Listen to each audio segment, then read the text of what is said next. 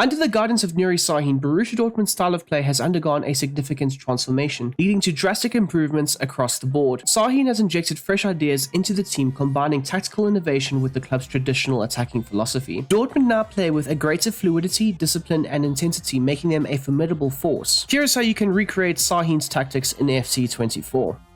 In the early stages of Nuri Şahin's reign as the Borussia Dortmund manager, he has mainly used two formations, and he's used them very fluidly, so they'll quite happily interchange between the two.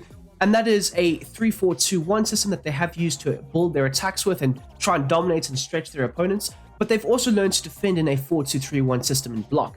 And this will essentially allow you to do this with the right wing back tucking in and helping formulate a very solid back four system. Now, one of the main improvements that we have seen between Borussia Dortmund of this season and last season is the ability to maintain the attacking aggression in games. And that is down to Nuri Şahin implementing the box formation with his side when they are looking to build their attacks. We've seen managers like Pep Guardiola, Mikel Arteta, Jurgen Klopp last season all use a box formation when building their attacks. And that is something that you will see with the gameplay. And that is where one of the players will attack the wider zones, and you will see immediately they will be replaced in the central areas with another player, whether it's a defender, whether it's a midfielder stepping up and playing a bit more of an attacking role. You will see a lot of fluidity, but also maintaining a structured attacking approach. As we take a look at the tactical approach implemented by the new manager, the tactical vision for Borussia Dortmund should be set to wing play, as they do tend to work the ball into those wider zones. Whether it's the left midfielder or the right wing back carrying the ball higher up the field into those attacking areas, and potentially having the two attacking midfielders rotate into those wider areas as well, you will see them try and stretch the play quite a bit, implementing a lot of cutback and crossing opportunities into the box for the strikers and the number 10s to work their way into. And you will also see, due to the fact that there will be so much movement up front, the two deeper midfielders will also roam forward and try and add to the attacking outlet from time to time. Onto the defensive approach, and the defensive style should be set to press after possession loss. Nuri Şahin has implemented a very aggressive counter-pressing system where the minute they lose the ball, they're keeping the opposition on the back foot, making it very hard for them to maybe play out from those backline areas and trying to win the ball back as quick as possible. Now, along with that aggressive pressing structure and nature, you do require a man-v-man pressing system, making sure that your front line is pressing the opposition's back line and the goalkeeper, making it again very difficult for them to successfully play out from the back. Now, this is set to 65, implementing a nice wide stretch defensive area and line, meaning that you can effectively create those turnover opportunities, intercept passing angles and lanes, and make it very difficult for the opposition to essentially be able to successfully play through your press. Now, with your line being so high, players like Anton Süle as well as Schlotterbeck will need to be very aware of the potential transition moments that could occur against Borussia Dortmund. But also, in saying that, because they are so high up the field, they will be very involved in the attacking outlet, or just being able to recover the ball and then recreate a potential attacking movement. The offensive system under Nuri Şahin has definitely changed this Borussia Dortmund style of play. They will look to consistently build their attacks from the back and slowly progress the ball higher up the field. And that is why for the builder play, I have set this to slow build-up. This means that the goalkeeper will always look to play those shorter passes into the centre-backs, who will then look to establish a good solid offensive platform and then pass the ball further forward or create a driving run and create overloads higher up the field. Now, this also means that you will need to be a bit more patient with your attacking outlets, although it doesn't mean that the transitions are completely eliminated from the Borussia Dortmund attacking style of play. You will see the wider players make those adventurous runs further forward, or even at times the striker. As for the chance creation, it will be left on balance, allowing the team to maintain its natural 3-4-2-1 system and shape. Now, of course, there will be a lot of interchangeability in the forward line areas, but you will always see a four-man midfield occur, as well as having two wider players and, of course, a player up front. Now, essentially, this will also incorporate the possession-based brand of football that Şahin does demand from his players, but it will also allow you to create those transition moments, whether it's attacking the wider zones with those runners in behind with a bit more of a direct attacking play, or even having forward runs set to be on for them and allowing you to try and create overloads and try and overwhelm the opposition in their defensive third. The team's offensive width should be set to 75, and of course you are trying to create wide overloads, having the number 10s interchange with the two wider players, but you will see a lot of crossing and cutback opportunities occur, and that is why for players in the box, I have set this to 7, allowing for 3 to 4 players to be in and around those attacking zones. Finally, the corners as well as the free kicks should be set to 4. As we take a look at the individual player roles, we'll start off at the back with Gregor Kobel, who will be set to maintaining a balanced role for saving on crosses. He does provide a mixed bag when it comes to claiming the aerial threats. He can allow for the centre-backs to be able to deal with those aerial threats and stay on his line, or he can be very physical and assertive in the air himself. As for saving outside of the box, however, you are playing a very high line with it being set to 90, so you do require a vigilant goalkeeper when it comes to sweeping up just and behind your backline. And of course, Kubel himself is very accurate with his long passing as well as his short passing game, and he will be very instrumental in trying to establish that first phase build-up play, looking to play those short passes through the press of the opposition. As we take a look at the backline of Anton, Süle and Schlotterbeck, for the two centre-backs in Süle and Anton, they'll be set to their base instructions. As you'll see, you don't need to make too many changes with either or.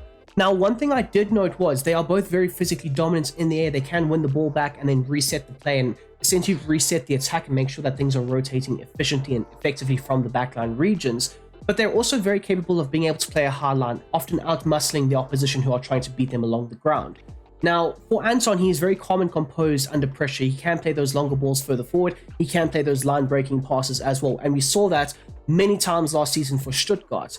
One other thing that I also noted was his ability to switch the play to the opposite flank, having likes of Jamie Bino-Gittens or Daniel Marlin making those runs in behind and effectively creating those quick, swift transition moments. As we take a look at Nico Schlotterbeck deployed in this hybrid left-back / left centre-back role, he'll be allowed to attack, yes, but only rarely when the opportunities present themselves, and that is why for the attacking runs as well as the run type, I have set this to mixed and balanced respectively.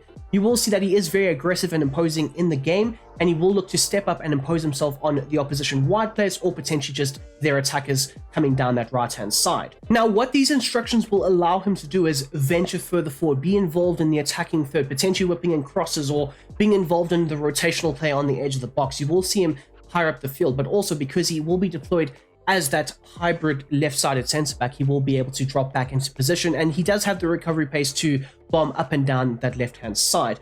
You will see that he will recover the ball a hell of a lot, looking to be in the midfield zones, winning the ball back, or out wide, looking to defend those wider spaces, or just recovering the ball in those wider zones. A midfield pairing of both Gross as well as Emre Can exude an element of finesse as well as aggression, looking to create that nice, multifaceted, balanced midfield area where they can be very involved in the attacking outlet, but also be very involved in the defensive phases of play. Quite often you will see both DMs circulating around the edge of the box, looking to win the ball back, circulate the play, and try and reset the offense. Now, essentially for their instructions, their first three instructions, at least for both Chan as well as Gross, they'll be set to their base settings. A balanced defense for the defensive behavior as well as a balanced attack. This will create that nice box-to-box element that I have been speaking about, and it will allow them to contribute to both the offensive and defensive phases of play. Now, essentially for Emre Can, he can be deployed as a deep-lying playmaker, but quite often, especially in the game versus Frankfurt, he would drift out wide to the right-hand side, looking to try and help create a good attacking elements down that right flank. He would often also look to get into those wider zones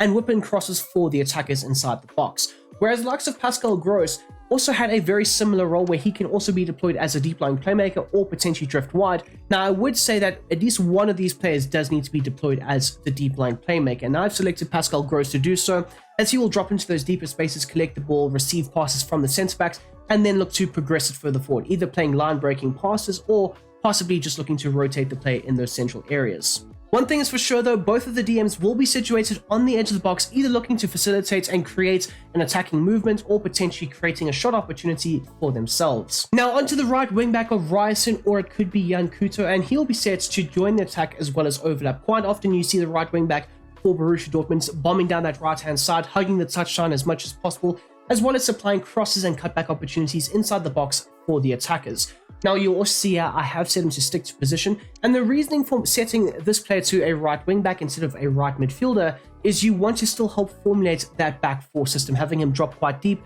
and help support the defense a bit more down that right hand side. Onto the opposite flank, and Daniel Marlin will almost play as a left winger / midfielder, so he'll be set to stay forward, and now I have specifically set him to stay forward to try and get the likes of Julian Brandt to drop quite deep, and that does tend to work very nicely in tandem.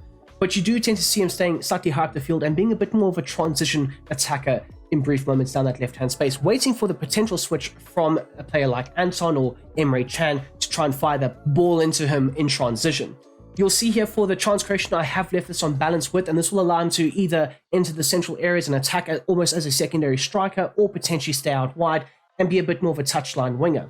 The support runs will be set to maintaining a balanced support, as the wider left midfielder doesn't always make those assertive runs in behind. He can look to link up the play centrally, combine effectively with the other four midfielders, or even operate in those central zones and interchange with the likes of Julian Brandt. As you'll also see here, for the interceptions, it will be set to normal, and then for the support on crosses, it will be set to stay on the edge of the box, although this does not always happen, as you do see him venturing into that attacking zone and positioning himself to potentially score goals. Further forward to your two number 10s, and Julian Brandt and Marcel Sabitzer do have similar roles, but Julian Brandt has been slightly more maximized in his role and the way that he plays football. Now, the defensive support will be set to come back on defense, and due to the fact that Daniel Marlin will be set to stay forward, you do tend to see Julian Brandt dropping quite deep, and very effectively, it allows him to be very involved in the build-up play as well. The support on crosses will be set to maintaining a balanced crossing run, as you want him on the edge of the box, rotating the play, facilitating offense, or potentially inside the box, looking to land on the end of one of those potential cutback or crossing opportunities. Finally, the positioning freedom should be set to free roam, and this will allow him to successfully interchange in and out of those central zones out wide with Daniel Marlin, and allow him to be able to really pick up the pockets of space and facilitates a lot of the offense that Borussia Dortmund are trying to create with this attacking outlet and box midfield. As you'll also see, Julian Brandt does have a lot of energy and does tend to lead the aggressive counter press in brief moments, and that is why I have set him to maintaining an aggressive interceptions approach. Whereas the likes of Marcel Sabitzer will have a slightly more reduced role, he does allow himself to drop quite deep at times and help defend, yes, but he can also be a player that stays further up the field and creates that linking chain for potential transition moments, and that is why a basic defensive support suits him very nicely. Just like with Julian Brandt, he will also be set to maintaining a balanced crossing run, staying on the edge of the box, looking to combine with the deeper lying midfielders who do tend to venture further up the field. The positioning freedom for Marcel Sabitzer will be set to free roam, and this allows the front three to effectively interchange positions, link up very nicely, and higher up the field, creating a lot of overloads down the one side, or potentially just looking to confuse the opposition centre backs. And then finally, the interceptions for Marcel Sabitzer will be set to normal. Now up top to the likes of Karim Adeyemi, and he will be a hybrid forward. He will be allowed to drift into the midfield zones or stay further up the field and make those runs in behind. And because you are playing a box midfield where you need to have fluidity in the forward line, you do want him to be deployed as a false 9 player. And this will allow him to drop into the midfield. And like I say, if Marlin gets further up the field and attacks that central space, you will see Adeyemi drift into that left attacking midfield role, and of course Julian Brandt drift out wide. It's all about rotation and fluidity and making sure that you always are maintaining a 4-man midfield area. Now, also what we have seen from Adeyemi when he has been deployed up front, or even the likes of Bayer or whoever's been deployed up front, they are allowed to drift out wide. They are allowed to attack those wider zones. They are allowed to run the channels. But most importantly, they also need to be in the central areas. So maintaining a balanced width allows them to be the focal points in brief moments, or potentially drift out wide and create that nice fluidity that we have seen for the side.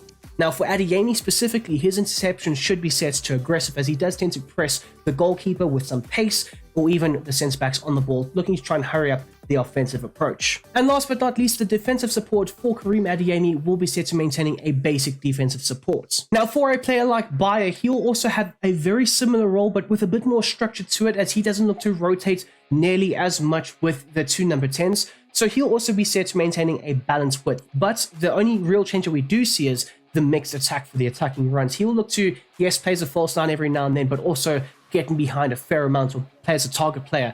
And I do suspect you will see this with the likes of Guirassy when he is fit and deployed in the side.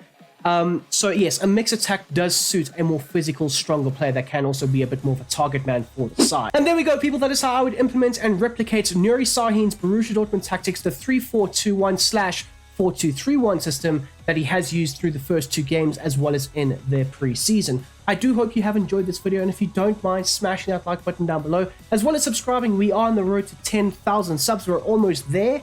So if you want to be a part of that journey, please feel free, hit that big red subscription button, as well as join up with the Brom Squad Gaming Discord server. We chat everything football. We love to mock Man United on the group, and it breaks my soul, it breaks my heart, but you know what? It's all a part of football and all that good stuff. So if you would like to join in with the real life football chat, as well as FC25 chat and all that good stuff, feel free. The link will be down below in the description. Click it, join up, and I openly welcome you with open arms. That doesn't even make sense, but I'm going to leave it in the video anyways. So until the next time, until the next one, I do hope you have a smashing goddamn day. Pray for me, because I'm a Man United supporter.